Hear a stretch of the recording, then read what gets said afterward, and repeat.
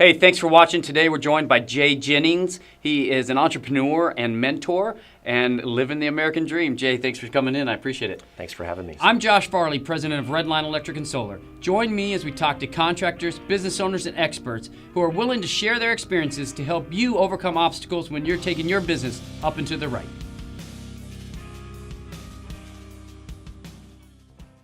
So, what are you up to these days?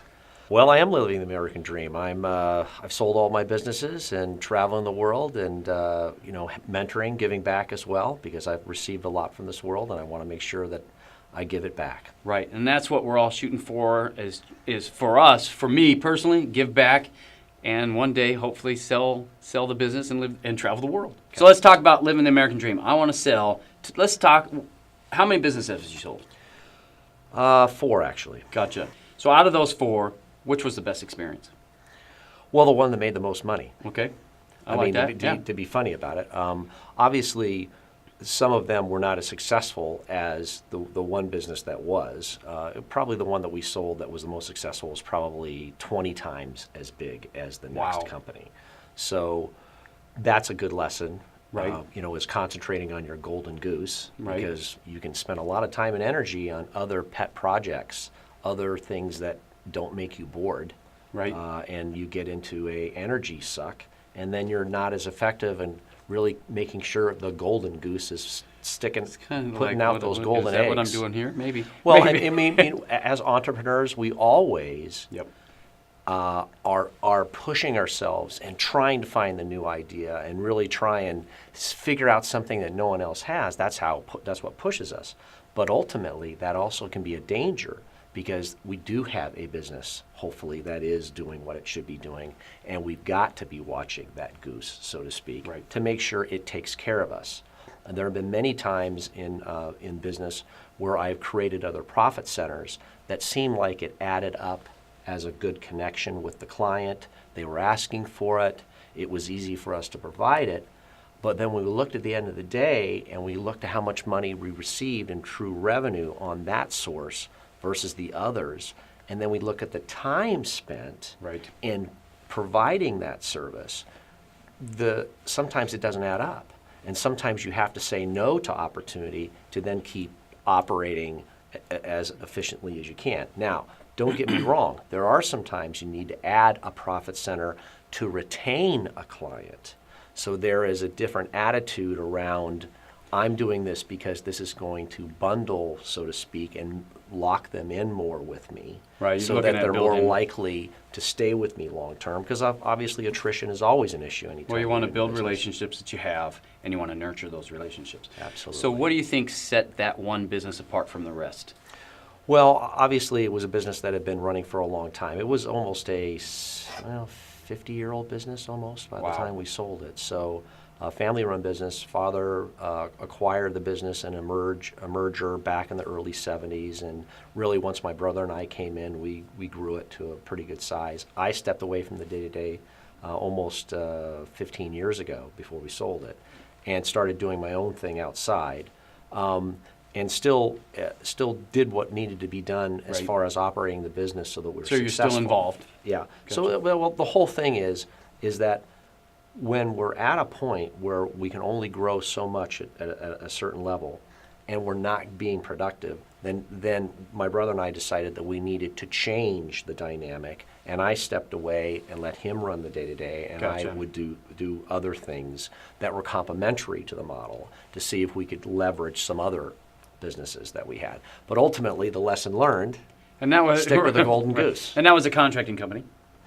Was it you had a contractor's license? It's a security services company. It was a company that did a lot of different things. So it really started as a guard and patrol company back in the late 50s, early 60s. And then it eventually evolved into an alarm system installation, fire alarm, closed circuit television, access control, audio, video, baby monitoring, system. So it did a lot. And at the end, the company was, the largest it ever was probably in the $40-50 million range, up to 400 employees. Wow. A lot of moving parts. Yeah. And a lot of moving parts sometimes make sense, and sometimes there are a lot of moving parts. And why are we doing that? Right. What is going to make the most sense? And sometimes saying no is a smart decision for an entrepreneur because we tend to say yes a lot, and sometimes we need to learn to.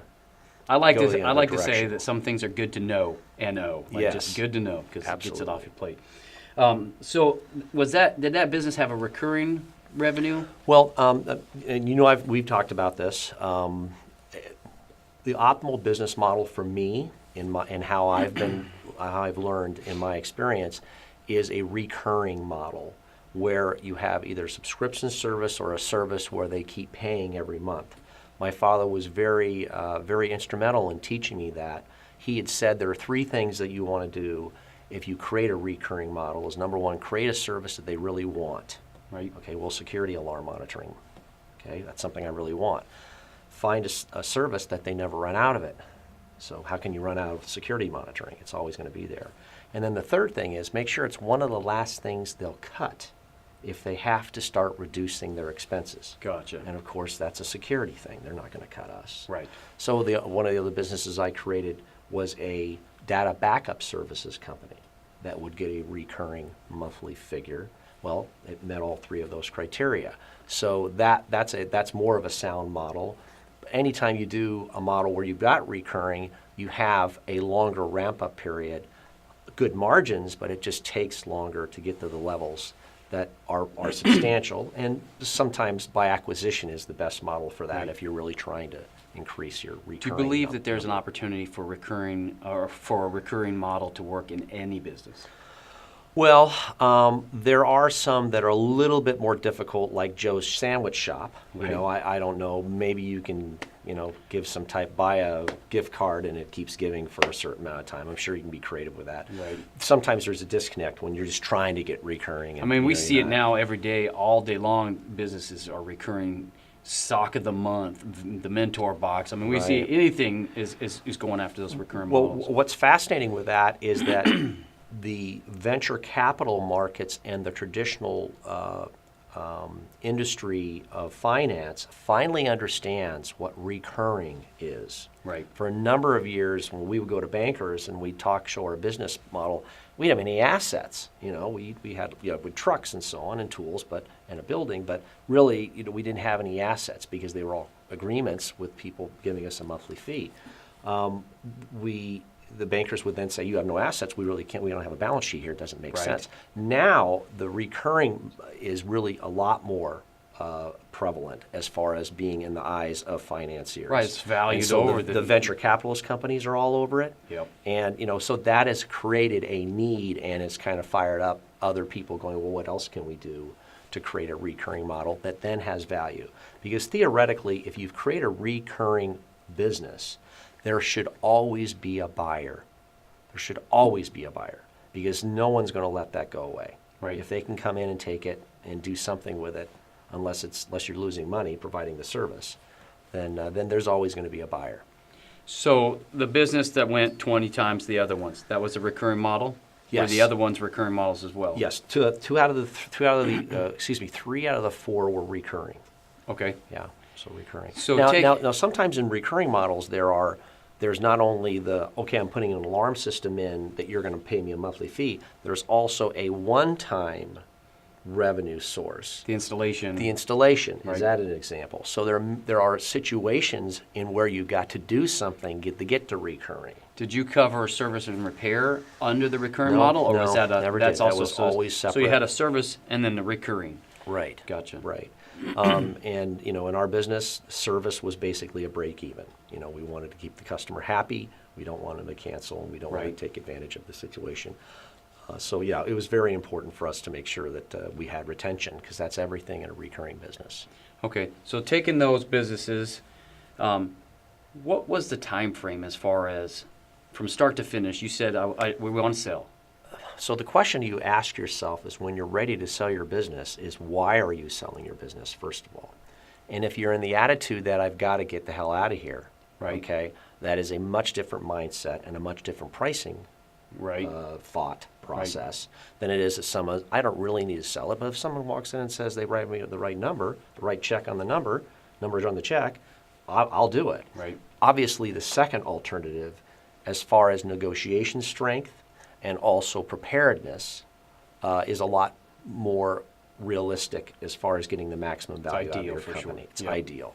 When I just had lunch a couple months ago with one of my friends that has $1 million business, and they're going like, I think I want to sell it because I can make $1 million off of this, and then I can kind of reset and do something else because I'm burnt out. And so we discussed around the whole thing of, why do you want to sell it? Why do you want it? Well, because I'm burnt out. I don't want to. Okay. Right. Well, if let's just say tomorrow you woke up, you had a really good day, a night's sleep, and you now want to keep the business, and you want to buy a business now. You want to start increasing your size of your company by acquiring other businesses. So let's say that you came up to your business. Would you buy it? He looked at me and he goes, no, I probably wouldn't. I said, why not? Well, I haven't got this together. I've got to get this together. If, this isn't going to be valuable. Right. So now all of a sudden, You got to look at. you got to look at yourself, Right. and you've got to look at it. If I was buying it, what would I feel that's value? What would I What am need I to have in buying? place? And so many times we see, especially in recurring companies, contracts are not in order. So when you're acquiring a company, they don't have sometimes the paperwork that shows that they've limited their liability or Right. that they have an agreement with this customer. So there's a lot of give and take in that that has to do with attitude when you walk in. Well, if you're ready to sell at any time, but you don't need to, well, you've done all the T crossing and all the I dotting, and you've got your agreements in order, and you've got your team in place, and you've got everybody set up to where, hey, when it happens, it happens. Now, obviously, there are heights and lows in the market. I believe that when we sold our business 3 years ago, we were at one of the highest points in the market. And you were ready to sell. We You were had ready already to asked sell. that question. Right, and we had some fits and starts in between that time when we finally sold. We got another bidder the year before that, a rather large company that was going to buy it. That fell through. Thank goodness it did, because it allowed us to reset and clean some other things up Gotcha. that they were making issues with. Here's another thing to be really careful about, advice to people. If you've got a big enough company where it's going to be a sizable check, where it's really going to make a difference between you getting 10% or 12%, it's going to really make a difference, then you have to have the attitude that you don't have any emotion in it. They always say that when you're buying a company, because we acquired a lot of companies, when you're buying a company and you see the guy that you're getting ready to buy, you give him the terms and he goes out and buys a Porsche. Right. Well, he's done. Right. He's ready to go. Well, now I know as the buyer that I can go in and push him around a little bit because he's already out. Right. He'll start saying, okay, whatever it takes. So the mindset is you're not emotional and you're not going out and buying the Porsche because The deal until the deal is done Right. and you got the amount you really need to have. Gotcha. That's a much different mindset. So after the one company pulled, or you guys didn't come to an agreement, you learned some things. You made your business a little bit more valuable. The next offer comes, and then from start to finish, how long does something like that take? Any company that's worth their salt is going to be doing due diligence. Of course. So they've got to go in and look.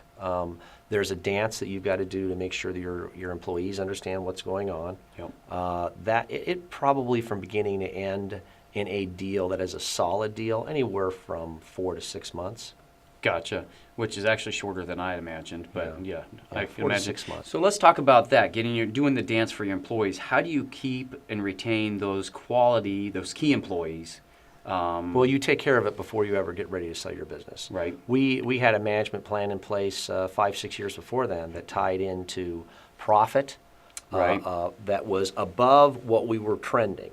So we had it set up where they would participate in the upside over what we were been trending for the last 5 years. If they're over that, they would be compensated more. That was compensated in the sake of phantom stock. Right. So they actually increased their equity. They also got paid some cash as well Yep. yearly for their participation. But the whole idea was to keep building equity, so they had a stake in the company being the right way. Right. So they get their maximum value. So consequently, we had them invested right from the beginning, and we also had them set up to where if they were key people that would be best staying Right. so that the operation is running without uninterruption, then you build in what we call golden handcuffs, as I'm sure you've heard before. Yep. You build in something, say, hey, look, you need to stay around for a year before you're compensated completely for the phantom stock that I will be paying Gotcha. out of you. Or 3 years, or whatever, and best as an owner is to set those people up and say, look, I want you to make money off of this one, and I want you to stay because you know you're shit, and I want you to stick around and take care of the next one with these guys. And I tell you what, sometimes when we've acquired companies, it's the people that have been the most important acquisition. And so we have really tried to develop our people so that there's a value there that they see above and beyond just the assets. Golden handcuffs. Golden handcuffs. So when you own these businesses, at any time did you ever think about quitting? Yeah. I mean, there were some times when we came very close financially to, going down the tubes. And that's when you have resolve, right? I mean, you haven't worked this hard to blow it all up. The mentality of a person who has gotten to that point has already had a lot of walls up in front of them a long time ago before they ever got to the size that they did. And I don't know if I've ever really thought, gee, I'm going to quit and walk out. Obviously, we made the decision back in 2001 for me to step away from the day-to-day. That was a decision for growth, and for best for culture. So I think when you've got an attitude where you really want to quit, it's a very dangerous time for a business owner, because they can start self-sabotaging stuff and so fulfill their prophecy that they want to get out of this business because it's not working anyway. How many times I've heard of the guy that goes, I don't want to be in this business anymore. It's so hard. I'm not making any money. And then they say, I'm just going to bring someone in to help clean it up so I can sell it because I know it's not ready to. And then someone comes in and they figure everything out and they get it all running. And all of a sudden he's going, I don't want to sell this thing. This thing's great. Well, it's all about being truthful to yourself and doing the work. And there's a lot of things you can do as a business owner that you don't have to keep doing because you did it before.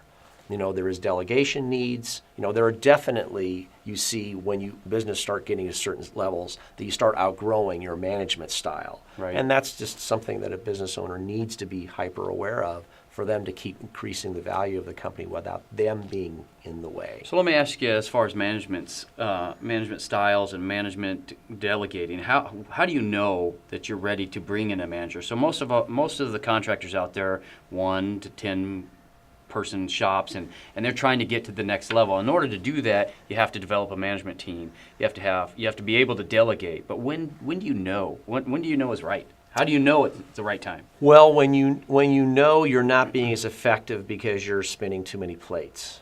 When you know that if you had someone that was hyper focused on this particular part of your business to execute it consistently time after time, it's something that's a red flag.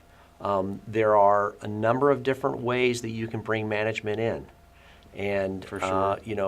The ones that I found out to be the most effective are the ones that are coachable, that can move up from the ranks, and they take the training and you can see it in their eyes that they've got something more there and they get it. They keep talking to you about how they want to improve things. That's when you can tell someone's invested, is once someone's coming in with solutions. If they're not, and you're bringing someone else from the outside, sometimes that's good because you're bringing in new blood, new experience. You can kind of supercharge the business that way.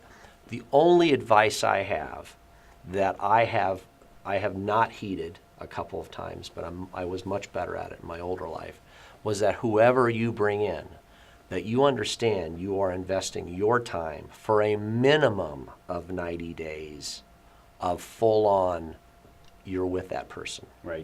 Because I, too many times, would, oh God, I've got somebody, they really experienced, know what they're doing, and I throw them in the pit, and I don't give them a sword or a shield. And they're not prepared.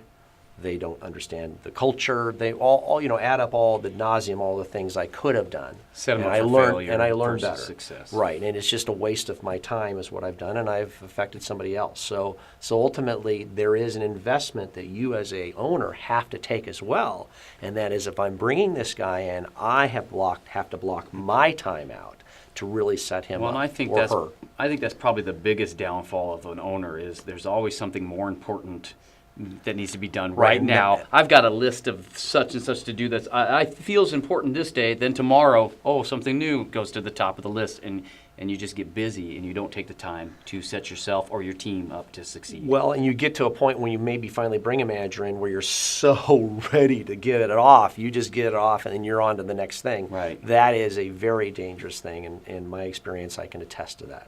What's next for you? So like you've done it. You're where I want to be. Probably a lot of our viewers want to be.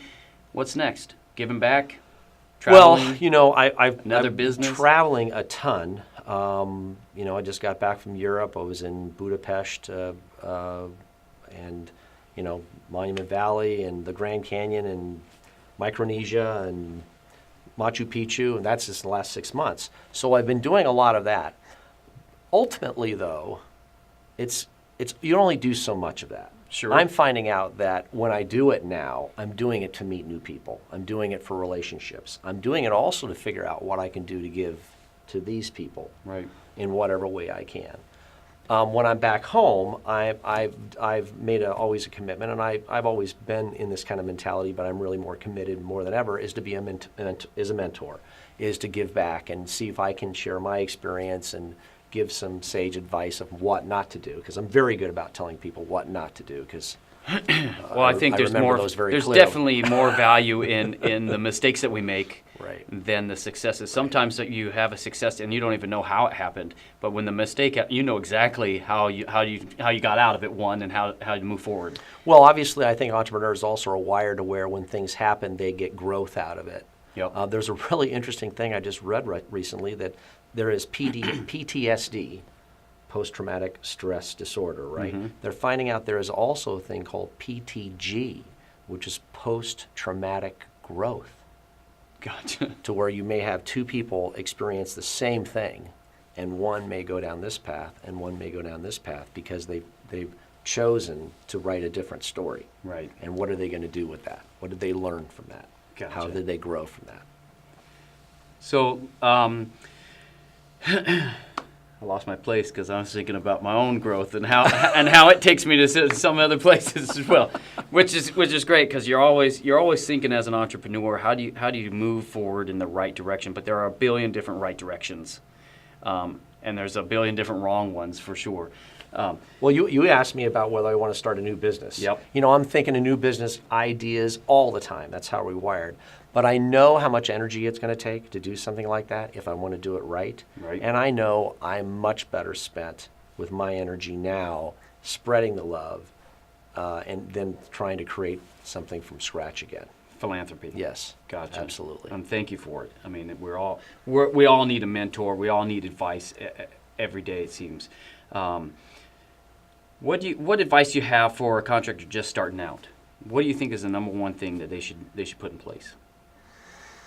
Well, as corny as it may sound, sitting down and writing out a piece of paper specifically what their dream is of the business. This is really important because it puts down their commitment physically. It also, if they take it with the right intent, that it can be handed to any new employee.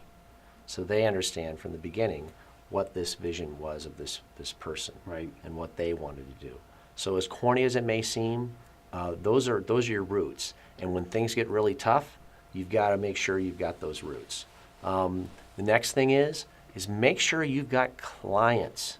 Make sure you have got people that are Right. willing to do what you're willing to take what you're offering. Too many times have I seen people really work hard on everything that they need to do to set up to get the business, to handle the business, but they don't do a good job of understanding what they need to do to get the business, to Right. get it in the door, to then do all this great software and everything else they've created, and their logos and their, whatever it may be. I've seen so many times where they're not really staying on top of the marketing and their clients and where they're going to find those first. It's better to be running out of your trunk and make sure you got lots of clients than to buy the office Well, I space think- and get everything ready and then no one calls. Right. Well, Chris Ronja was on. He talked about spending $100,000 for the software that works for his company, but nobody else wanted it. Right. And he's like, you got to make sure that it's a need that's fulfilling, not for just yourself, but for the mass. Well, and there are certain personalities where you just really caught up in that, wouldn't this be cool to do this? And you're not really thinking about ultimately the customer. Where are they and how much are they going to pay and how are you going to get them? And as a business owner myself, talking about vision, the vision was for me when I first started was, I need to provide for my family. I need to get food. I never thought about end goal or end game or how to get there or work my. Now I can look at what is the vision, where I want to get to, and then work my way backwards and putting the pieces in place to get to that goal. I mean, and just putting a goal on paper, changes everything. You're right. You think it sounds stupid. Just write it down. Put it on paper makes it real. It holds you accountable. Show it to your friends. Show it to your mentor. Well, show it to your employees. I mean, show it to somebody because if you do that, you're gonna fear the embarrassment of not getting there, which we've all experienced that. But it just gives you the extra accountability that you need to keep moving, keep moving up and to the right. Absolutely, keep going up. Awesome. If somebody wants to get a hold of you, how do they do that? They can, or just know. Well, I mean, or just know. Yeah. So you're in. Try and find me. Well, Jay, thanks for coming on. You're doing a wonderful thing. Mentoring is a big thing. So those of you out there, you all have something to share. By all means, mentor, mentee, do whatever you can. Appreciate it. Thanks, Josh. Hey, thanks for tuning in. If you like what we're doing here, subscribe to our podcast at iTunes, Google Play, or Stitcher, and to our YouTube channel to see more episodes. Go to upandtotheright.org to get all the links.